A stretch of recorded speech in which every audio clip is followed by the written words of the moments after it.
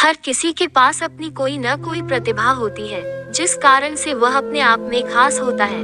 अतः हमें दूसरों को देखकर उसकी तुलना करते हुए कभी खुद के लिए घमंड नहीं करना चाहिए, क्योंकि घमंड करने वालों का सिर हमेशा नीचे ही होता है। तो चलिए आज इस पोस्ट इसी सोच पर आधारित घमंडी कौवा की मोरल हिंदी कहानी बताने जा रहे हैं, जो कि हम सभी को यह कहानी प्रेरणा देती है। एक बार की बात है, हंसों का एक झुंड समुद्र तट के ऊपर से गुजर रहा था। उसी जगह एक कौवा भी मौज मस्ती कर रहा था। उसने हंसों को उपेक्षा भरी नजरों से देखा। तुम लोग कितनी अच्छी उड़ान भर लेते हो, कौवा मजाक के लहजे में बोला। तुम लोग और कर ही क्या सकते हो, बस अपना पंख फड़फड़ा कर उड़ान भर सकते हो। क्या तुम मेरी तरह फुर्ती से उड़ सकते हो, मेरी तरह हवा में कलाबाजियां दिखा सकते हो? नहीं, तुम तो ठीक से जानते भी नहीं कि उड़ना किसे कहते हैं।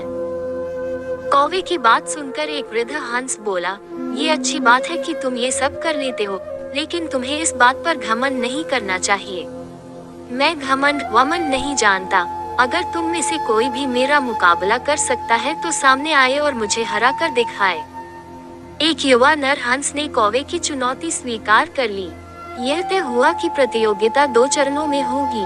पहले चरण में कौवा अपने करतब दिखाएगा और हंस को भी वही करके दिखाना होगा, और दूसरे चरण में कौवे को हंस के करतब दोहराने होंगे।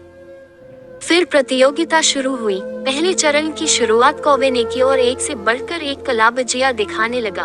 वह कभी गोल गोल चक्कर खाता तो कभी जमीन छूते हुए ऊपर उड़ जाता।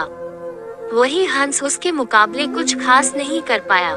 कौवा अब और भी बढ़ चढ़ कर बोलने लगा, मैं तो पहले ही कह रहा था कि तुम लोगों को और कुछ भी नहीं आता, ही। फिर दूसरा चरण शुरू हुआ। हंस ने उड़ान भरी और समुद्र की तरफ उड़ने लगा। कौवा भी उसके पीछे हो लिया। ये कौन सा कमाल दिखा रहे हो, भला सीधे सीधे उड़ना भी कोई चुनौती है? सच में तुम मूर्ख हो, कौवा बोला। पर हंस ने कोई जवाब नहीं दिया और चुपचाप उड़ता रहा। धीरे धीरे वे जमीन से बहुत दूर होते गए और कौवे का बदबदाना भी कम होता गया और कुछ देर में बिल्कुल ही बंद हो गया। कौवा अब बुरी तरह थक चुका था, इतना कि अब उसके लिए खुद को हवा में रखना भी मुश्किल हो रहा था और वो बार बार पानी के करीब पहुंच जा रहा था। हंस कौवे की स्थिति समझ रहा था, पर उसने अनजान बनते हुए कहा, तुम बार बार पानी क्यों छू रहे हो? क्या ये भी तुम्हारा कोई कर्तव्य है? नहीं, कौवा बोला, मुझे माफ कर दो, मैं अब बिल्कुल थक चुका हूँ और यदि तुमने मेरी मदद नहीं की तो मैं यही दम तोड़ दूंगा। मुझे बचा लो, मैं कभी घमंड नहीं दिखाऊंगा। हंस को कौवे पर दया आ गई।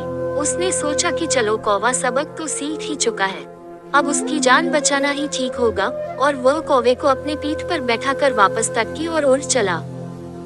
हमें इस बात को समझना चाहिए कि भले हमें पता ना हो, पर हर किसी में कुछ न कुछ प्रतिभा होती है जो उसे आप में उसे विशेष बनाती है। और भले ही हमारे अंदर हजारों अच्छाइयाँ हों, पर यदि हम उस पे घमंड करते हैं तो देर सबेर हमें भी कौवे की तरह शर्मिंदा होना पड़ता है।